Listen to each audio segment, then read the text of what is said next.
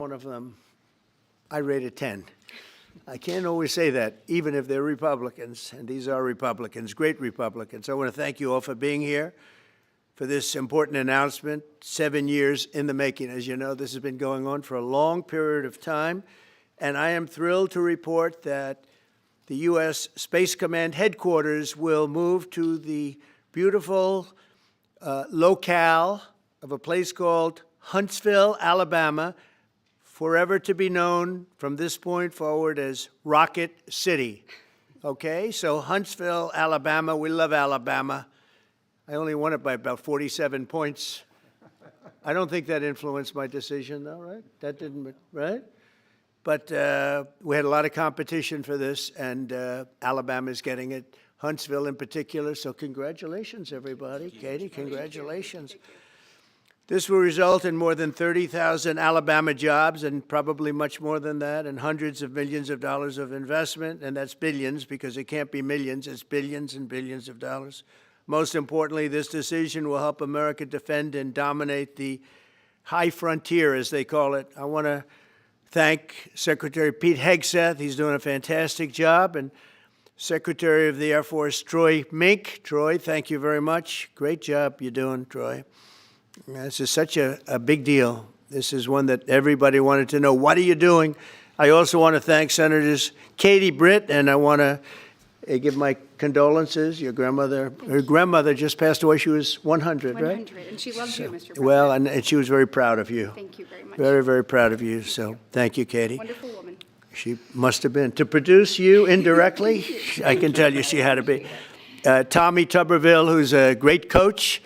And I won't say anything about what happened with Alabama football this weekend. Let's leave that out. But you're not used to that, right? You're not used to that. But Tommy, Auburn won, that's right. They did. So you're happy. Tommy's been a great senator, as you know, and a fantastic guy all around. He was also a tremendous coach. House Armed Services Committee Chair Mike Rogers. Thank you, Mike. Where's Mike? Mike, thank you very much. Doing great, Mike. Representatives Barry Moore, all great friends, Robert Adderholt, Gary Palmer, and Dale Strong. Thank you all very much, fellas. Appreciate it. In my first term, I created a thing called Space Force, so important. You know, we were losing the race in space very badly to China and to Russia, and now we're far and away #1 in space, and reestablish Space Com with a mission to protect American space assets and detect any threat to our homeland. We initially selected Huntsville for the Space Com headquarters, yet those plans were wrongfully obstructed by the Biden administration. And as you know, they moved them to a different locale. And today we're moving forward with what we want to do and the place that we want to have this. And this will be there for hopefully hundreds of years. That's where it's going to be. I will say I want to thank Colorado. The problem I have with Colorado, one of the big problems, they do mail-in voting. They went to all mail-in voting. So they have automatically crooked elections. And we can't have that. When a state is for mail-in voting, that means they want dishonest elections, because that's what that means. So that played a big factor also. In Huntsville, Space Com will play a key role in building the Golden Dome, as you know. That's going to be a big thing. Everybody wants to be a participant in it. Missile Defense Shield, we're going to be having a Golden Dome that the likes of which nobody's ever seen before. The finest, the best. And by the way, Canada called. They want to be a part of it, and that'll be great. But Canada wants very much to be included in that, and we're going to work something out with them, I hope. It will also ensure that our technological capabilities, of which we're way ahead of anybody else, there's nobody close, remain unmatched long into the future. So I'd like to ask Secretary Hegseth to say a few words. He was very much a part of it. And really, everybody behind me was. Every one of these people would call me and lobby me. I said, Katie, I don't want to talk to you anymore. I know what you want. She said, that's right, sir. That's what I want. And they got their way. So I just want to congratulate. These are really special people. They're politicians in many ways, but they're great patriots, I think even more so than politicians. So they fought very hard to get it, and it's an honor to give it to Huntsville. Pete, say a few words, please. Thank you, Mr. President. As usual, right place, right time, for the right reason. In your first administration, you established the Space Force at a time when we knew we had to be looking to that domain of space.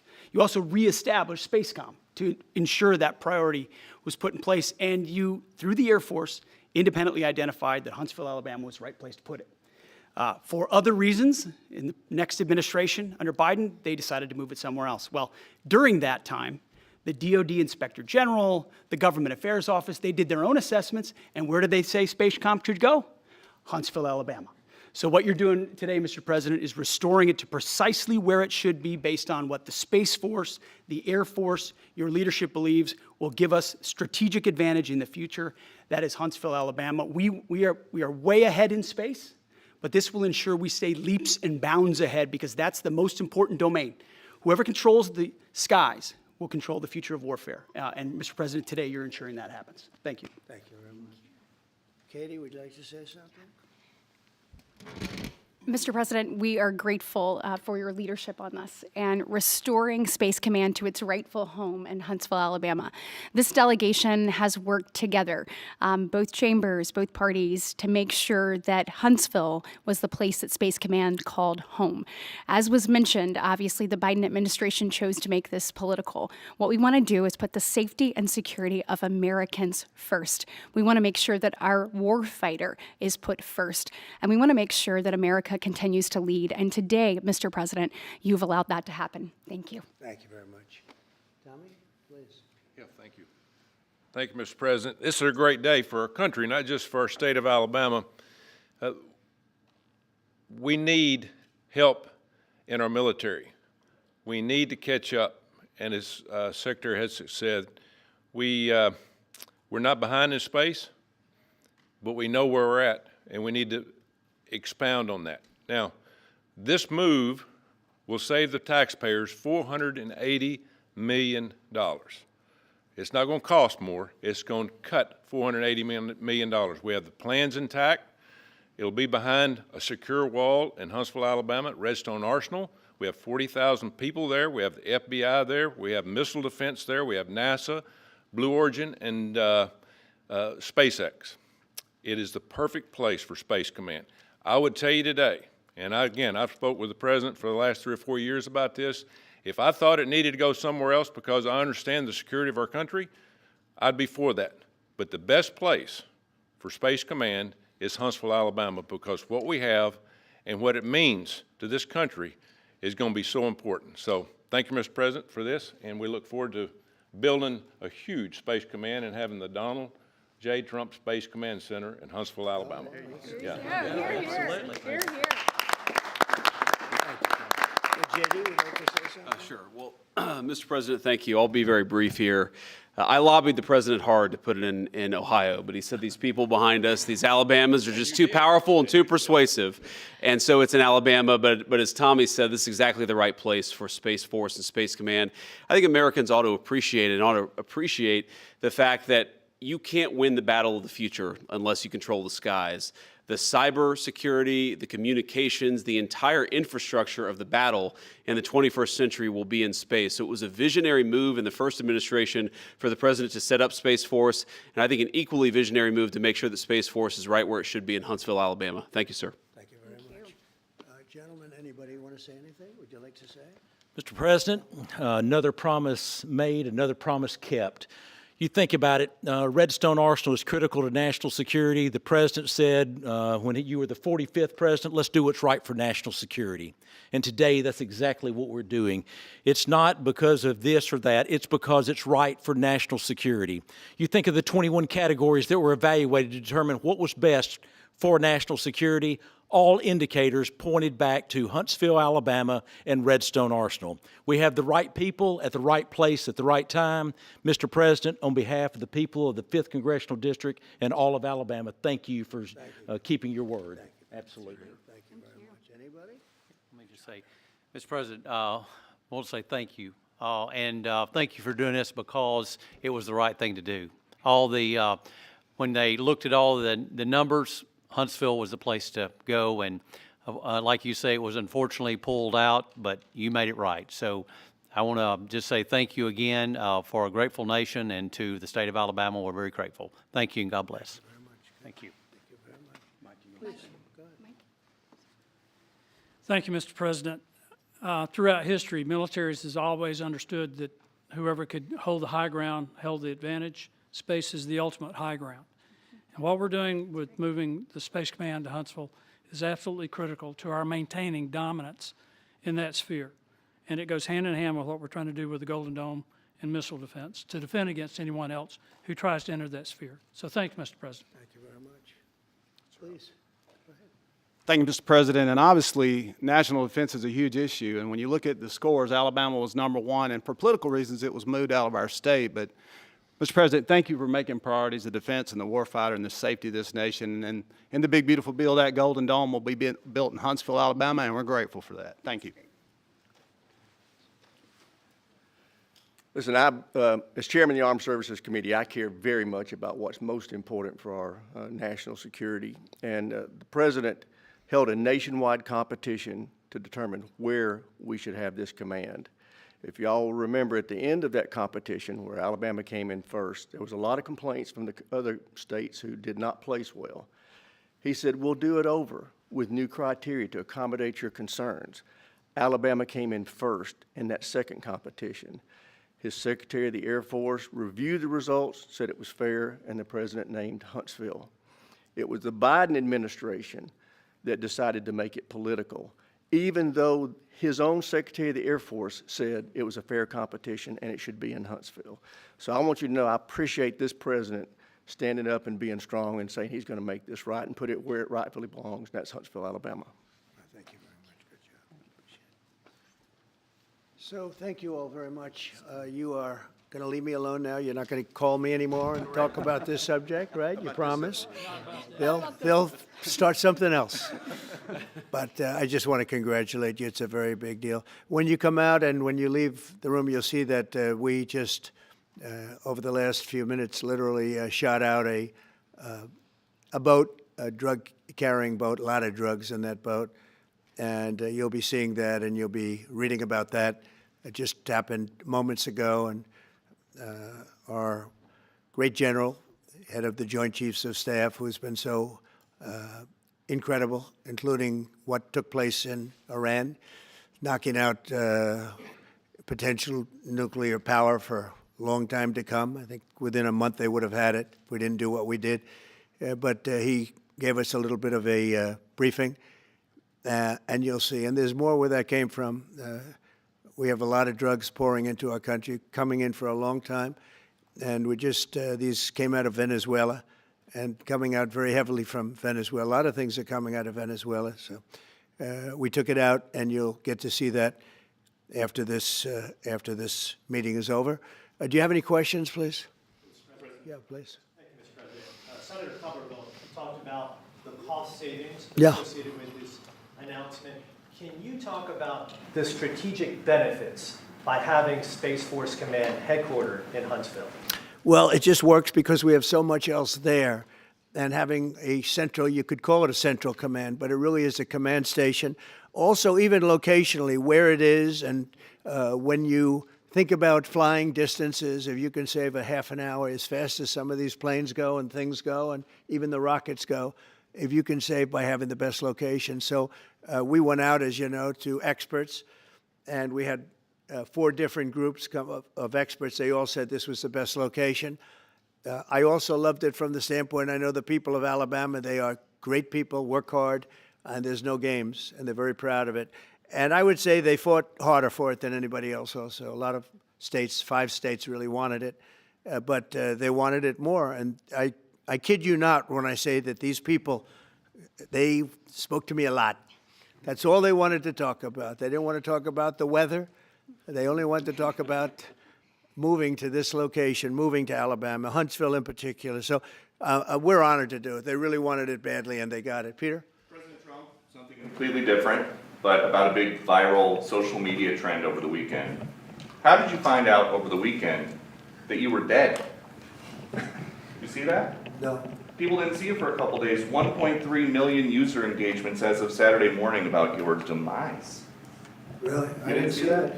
You know, I have heard, it's sort of crazy, but last week I did numerous news conferences, all successful. They went very well, like this is going very well. And then I didn't do any for 2 days, and they said, there must be something wrong with him. Biden wouldn't do them for months. You wouldn't see him. And nobody ever said there was ever anything wrong with him, and we know he wasn't in the greatest of shape. No, I heard that. I get reports. Now, you knew I did an interview that lasted for about an hour and a half with somebody, and everybody saw that was on one of your competitors. I did numerous shows and also did a number of truths, long truths, I think pretty poignant truths. No, I was very active over the weekend. They also knew I went out to visit some people at the club that I own, pretty nearby on the Potomac River. And no, I've been very active actually over the weekend. I didn't hear that one. That's pretty serious stuff. I'm glad it's Well, it's fake news. You know, it's just it's so fake. That's why the media has so little credibility. I knew they were saying, like, is he okay? How's he feeling? What's wrong? I said, I just left. And it's also sort of a longer weekend, you know, it's Labor Day weekend. So I would say a lot of people know. I was very active this Labor Day. I had heard that, but I didn't hear it to that extent. Go ahead, Peter. something else. We know that this country has a huge problem with school shootings. You have said that you're open to sending the National Guard pretty much anywhere. Would you ever consider sending an armed National Guardsman to every school? Well, we have a big problem with school shooting, but we also have thousands and thousands of schools that run perfectly. You know, they talk about you can do things construction-wise, and that's really, I think nobody knows more about construction than me. You can build the construction doors. You can build what they call safety doors, where they lock on the outside, the inside, and every place else. Well, but if one of these lunatics happens to get through, then the police can't get in. Then they're looking for keys all over the place, and it takes a lot of disadvantages to doing, spending billions and billions of dollars and actually making it safer in some way for some of these lunatics that we're dealing with. But I don't think so. I've thrown out the concept. We have great teachers that love our children. The parents love the children. Teachers love the children too. And if you took a small percentage of those teachers that were in the military, that were distinguished in the military, that were in the National Guard, et cetera, and you let them carry, that's something that a lot of people like. I sort of liked it. I'd have to be studied, but they're trained. They know about weapons. You can't do it with every teacher because most teachers don't know, but I always thought that would be an alternative. But it just, we've had a lot of instances. Other countries have also. They have different kinds of problems than we have, but we do have, there's something going on, and it's a bad thing. Yes, please. Have you spoken with President Putin in the past week? Have you spoken with President Putin in the past week? Yeah, I don't want to, I have learned things that will be very interesting. I think in the next few days you'll find out. Consequences if there isn't some type of announcement of a meeting with President Putin and President Zelensky? Yeah, there will and what be. could those consequences We're going to be? see what happens. We're going to see what they do and what happens. I'm watching it very closely. Last week, they lost 7,000, between the two countries, 7,313 soldiers, to be somewhat exact, for no reason whatsoever. And they're Russian and they're Ukrainian, but, they're soldiers. I want to see it end. Yeah. Mr. President, have you decided you're definitely going to send National Guard troops to Chicago? I didn't say when, but the answer is, look, Chicago's very interesting because I watched Pritzker get up and say about, we don't need help, we're safe. But 2 weeks ago, they had 6 people murdered, and they had 24 people hit by bullets. Last week, as you know, it was 7 people, 24 people hit, and 7 people died. And then over the last 2 days, that was the crown jewel. They had, I guess, 9 or 10 killed, and 50 hit with bullets. And you have this governor get up, who's a terrible governor. Probably he and Gavin Newsom would be probably the 2 worst and most naive. They're naive. Either they're naive or they're very untruthful. And he'll say, we don't want any protection. We don't need. So in the last 3 weeks, he's lost almost 20 people killed. There's no place in the world, including you can go to Afghanistan, you can go to places that you would think of. They don't even come close to this. Chicago is a hellhole right now. Baltimore is a hellhole right now. Parts of Los Angeles are terrible. If we didn't put out the fires, and I mean the other fires, the bullet fires, they didn't do a good job with, they should have had the water coming down, like I said. You know, we had to release the water. We had to go in and release the water to LA.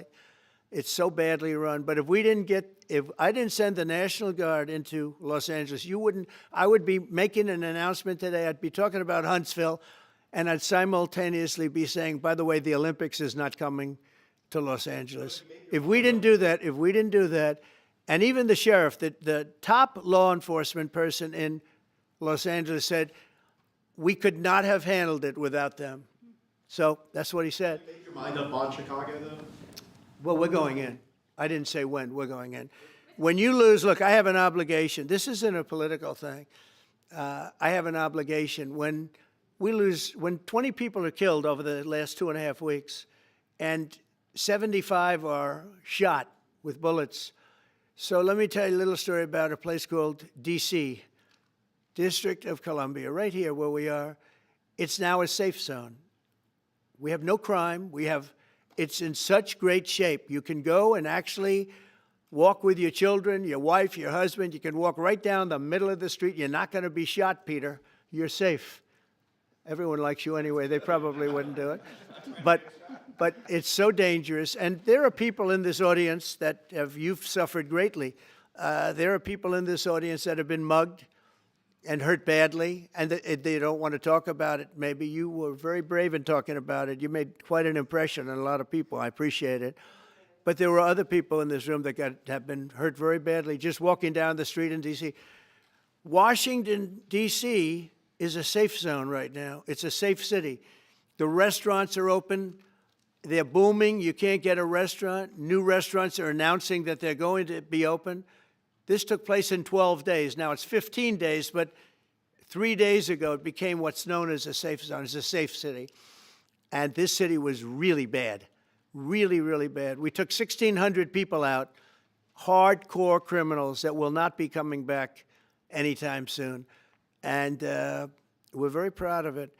You know, to have our nation's capital lose every week. You know, it was like years, many years, where every single week somebody was killed for many, many, many consecutive weeks. This went on for years.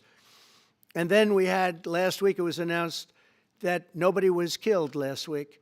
And I made that announcement in front of a very distinguished leader of a country. And I'm saying proudly, ladies and gentlemen, nobody was killed in Washington, D.C. this week. He looked at me like, what's that all about? I say, yeah, we have a little bit of a crime problem.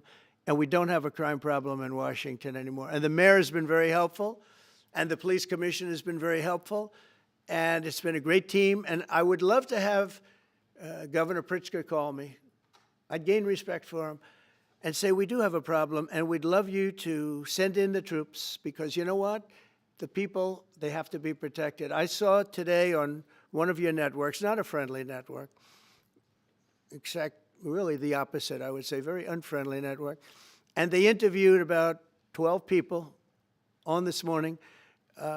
Most of them were African American, they were black. And they were saying, please, please, please let the president send in. These were people from Chicago.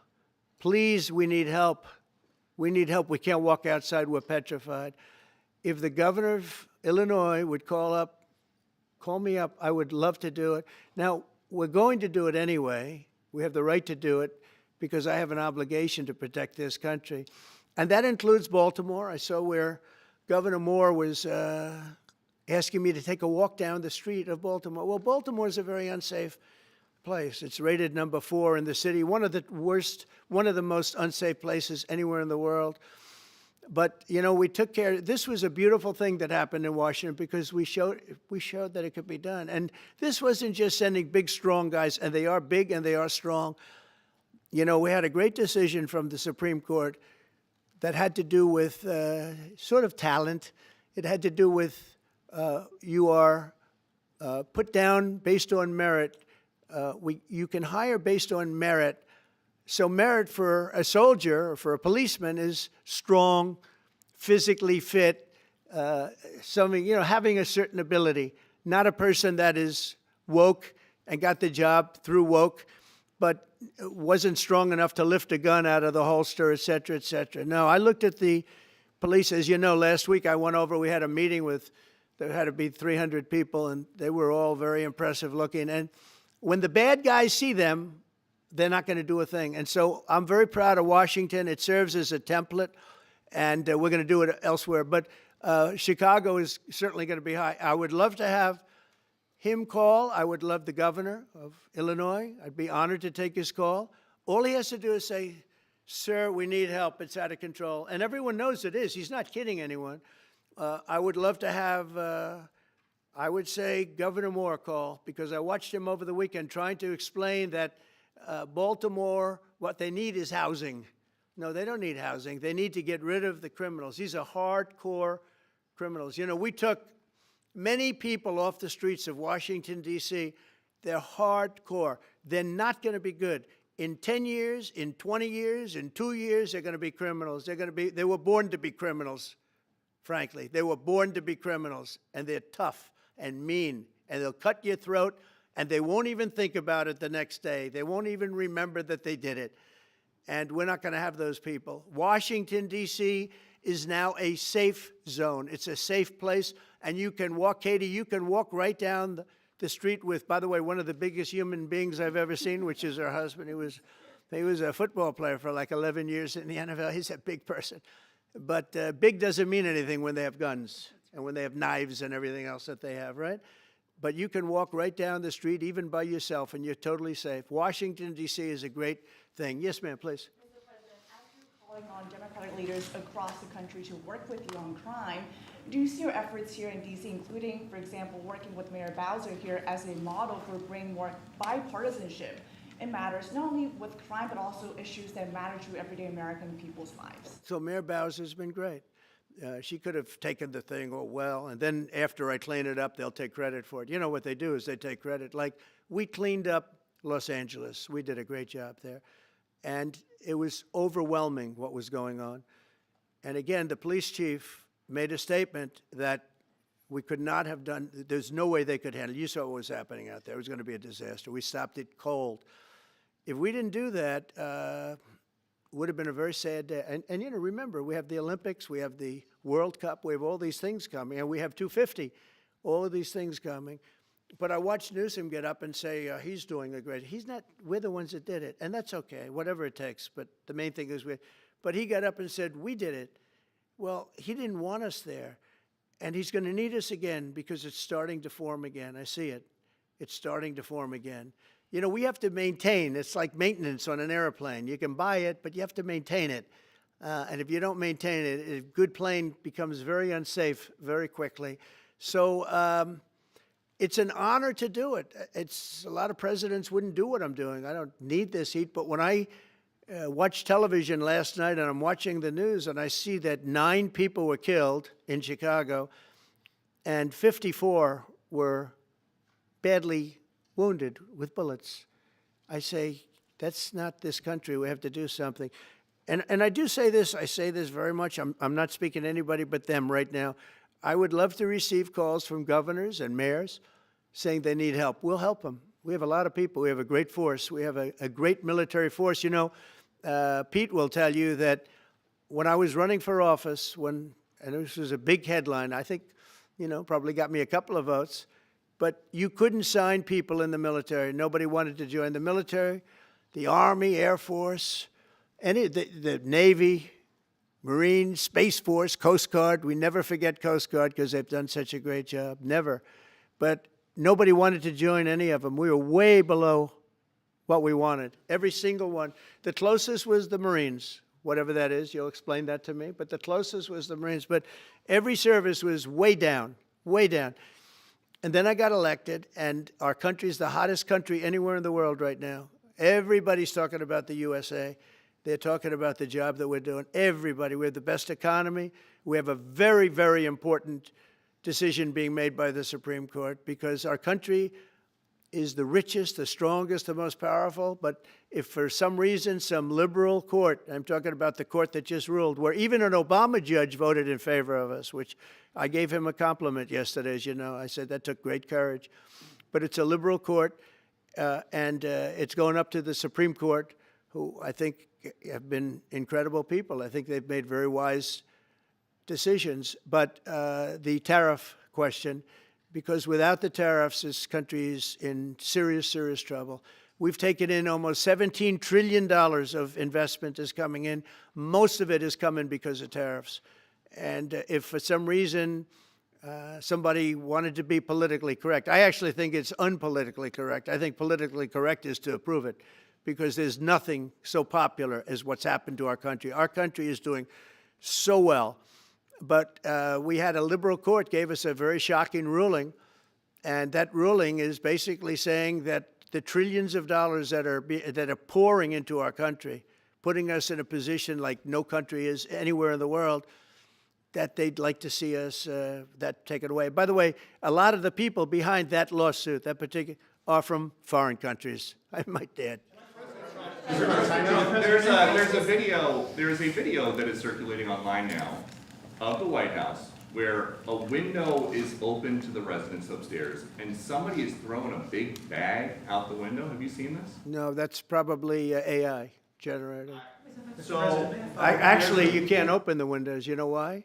They're all heavily armored and bulletproof. So that's a fake video? Well, it's got to be, because I know every window up there. The last place I'd be doing it is that, because there's cameras all over the place, right? Including yours. No, but every window, I've never seen a window that's, in fact, my wife was complaining about it the other day. She said, love to have a little fresh air come in, but you can't. They're bulletproof.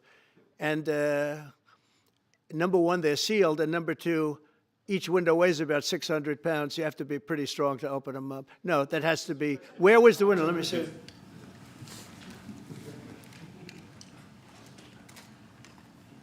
Maybe from the renovations.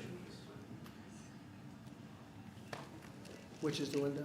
It looks like this is on the 15th Street side, I think. Yeah. So right here. Yeah, those windows are sealed.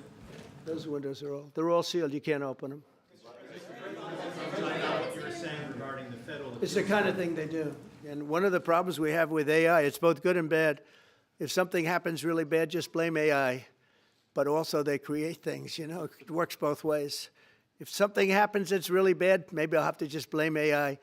But there's truth to it, because I see so many phony things. I saw something as I was growing up, from the time I was a baby till now. I said, who did that? It was AI generated. So it's a little bit scary, to be honest with you. But those windows are all very heavily sealed.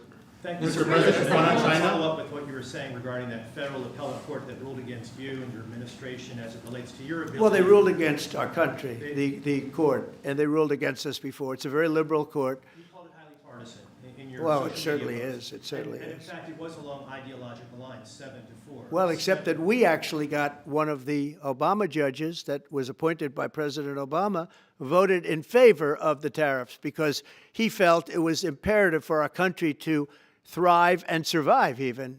And I gave him credit. I said, you know what? That took a lot of courage for him to do it, because you don't see that often. So my question is, I suspect you're going to appeal that all the way to the Supreme Court. Well, we already have, yeah. In fact, we're doing something else. We're going to be going to the Supreme Court, we think, tomorrow, because we need an early decision. I mean, look, the financial fabric of our country, we're a rich, incredible country right now.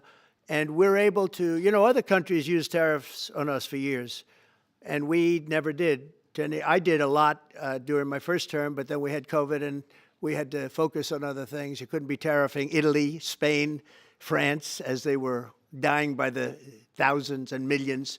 But we did with China, and China paid us billions and billions of dollars. And I started the process, but then I had to end it a little bit because of COVID. We focused on that. But no, it's a very important decision, and frankly, if they make the wrong decision, it would be a devastation for our country. We've taken in trillions of dollars, and by the way, all these countries signed agreements. As an example, they're all happy, everybody's happy, but some whack job put in a lawsuit, it went before a very liberal court, and the liberal court ruled, it was 11, they ruled 7-4, with one of the most liberal of them all voting in our favor because they're patriots. I think I give tremendous credit to that judge, and now it's going to the Supreme Court. Now, we're going to be asking for early admittance. We're going tomorrow, and we're going to ask for an expedited ruling because, you know, when you look at the stock market's down today, the stock market's down because of that, because the stock market needs the tariffs. They want the tariffs.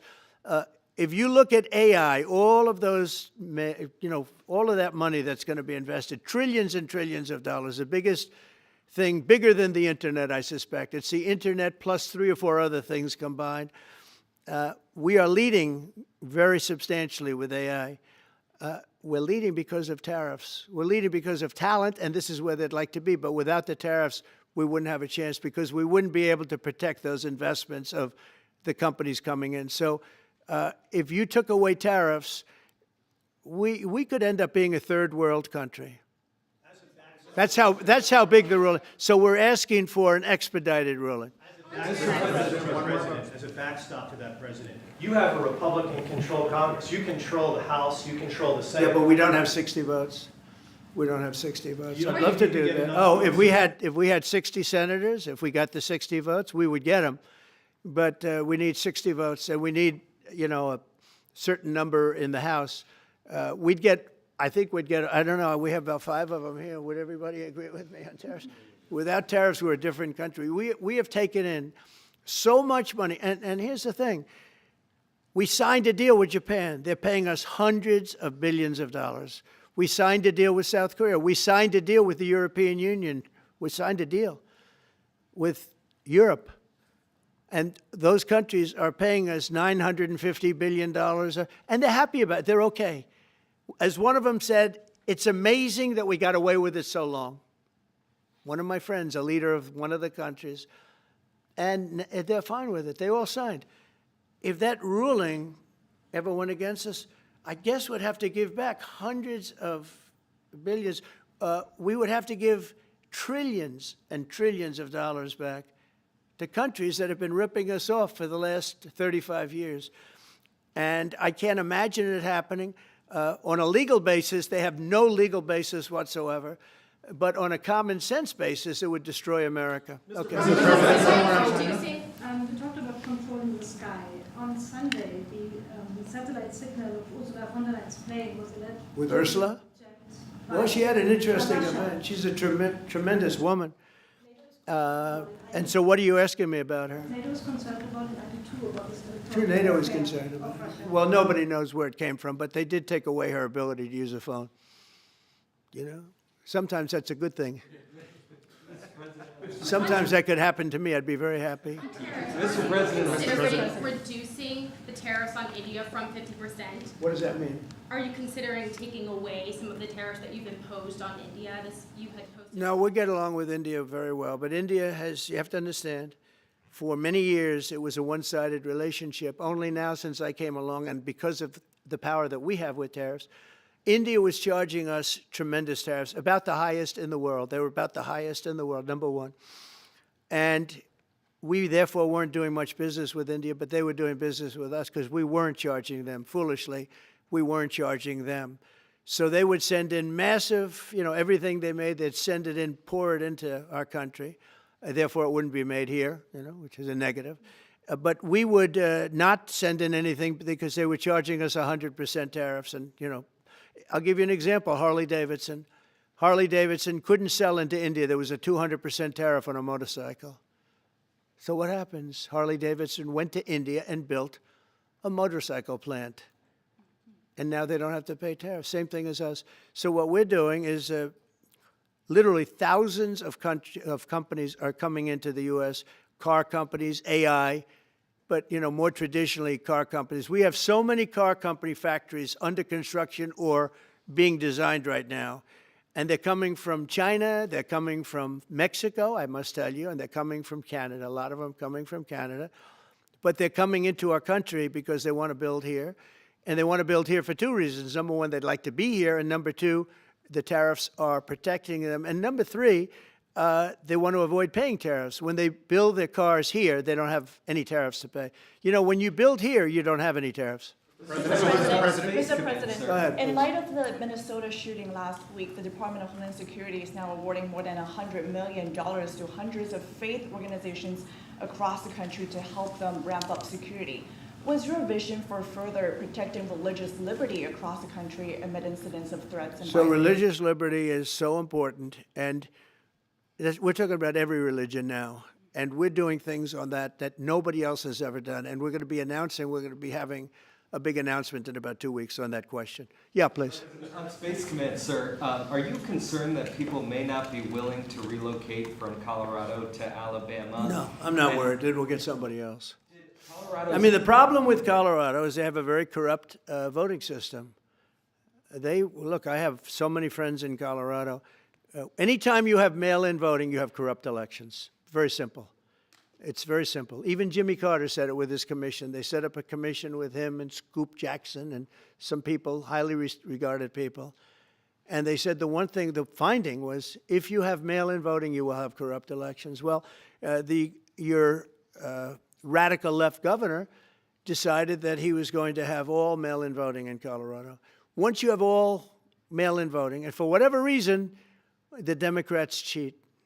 And they cheat like, they're not stupid. That's the only thing. They're no good on policy. They're no good on management. They're no good at government. But they're great at cheating. And they stick together, too. I give them credit for sticking together. Please. Obviously, this is a big win for national security, moving this to Alabama. We've all can agree with that. Big. Is there any idea of the economic impact this has on the state and on that local area? Katie, do you want to answer that? Look, I mean, go ahead. Please go.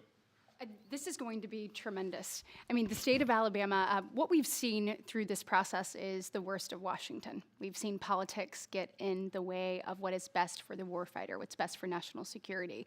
And the state of Alabama is about to show the country the best among us. So we know the economic impact is going to be tremendous. There at Redstone Arsenal, we're proud to house everything from the FBI to headquarters there for material command to a number of things. We obviously have NASA with Marshall Space Flight Center, and so this naturally fits within. When you look at the decision matrix that they placed in front of us, that's why we ranked so high, is because we have the resources necessary and the ability to build out quickly to meet the needs in front of us. As far as economic impact, it would be tremendous. Does anybody have an exact number? 1,600 jobs. 3,000 spin-off.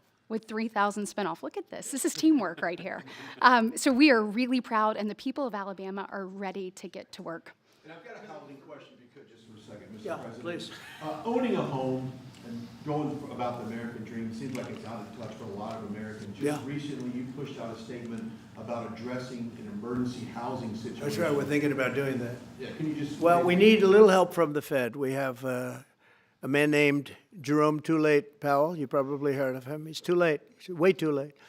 And the economy is so strong that it's pushing through that. Normally it would have been much tougher, but we're doing so well that we're pushing through it. But it makes it very hard for people to get mortgages because too late is too late. Very simple. He's too late. And probably political, whatever. He wasn't too late before the election. Before the election, he was cutting rates, right? Because he was hoping that, I guess, Biden would get in or that Kamala would. He was a big Biden guy. Explain that one. And then he was a Kamala person. But he was hoping, I guess, she'd win, I guess. I don't know. It didn't work out too well. But, yeah, we need a very serious cut. You know, I think that if you look back many decades ago, the United States was always the lowest, even if they were doing badly. The United States was, because without the United States, everything in the world would die. It's true. It's so powerful. It's so big. And I made it really big in the first 4 years. Then it started to degenerate with what this Biden administration did. But we built it up to a level that I never thought we could be at this quickly. We're the hottest, we're the best financially. The money coming in is so big because of tariffs and other things, but because of tariffs. Tariff gets us even those other things. Plus, it gets us great negotiators. I settled 7 wars, and numerous of those wars were because of trade. And numerous of the trade deals that I made were because of tariffs. It gives you a great negotiating ability.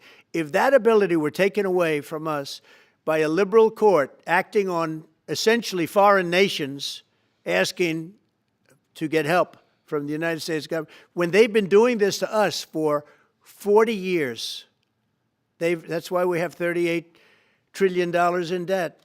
We won't have it for long if they let us, if they allow us to do what everybody knows we should be able to do.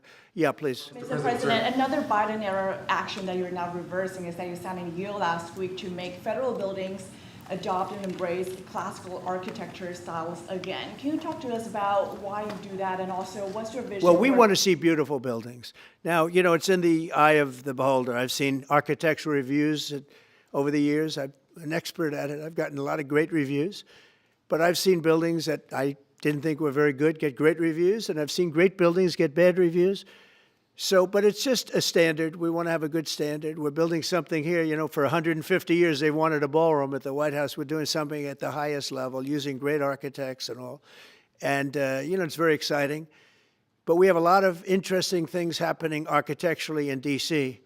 And D.C. is like a different place. And, you know, even the contractor said, sir, we walked down today, we feel like much safer.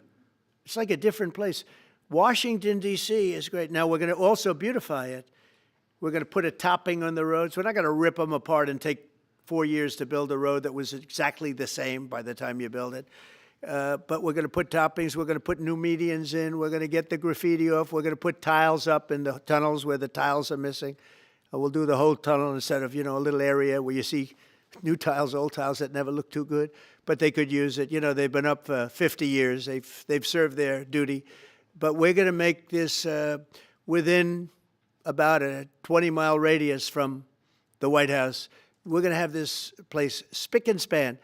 It's going to be crime-free, and it's going to be spick and span. It's going to be, you'll be proud of Washington again. Go ahead, please.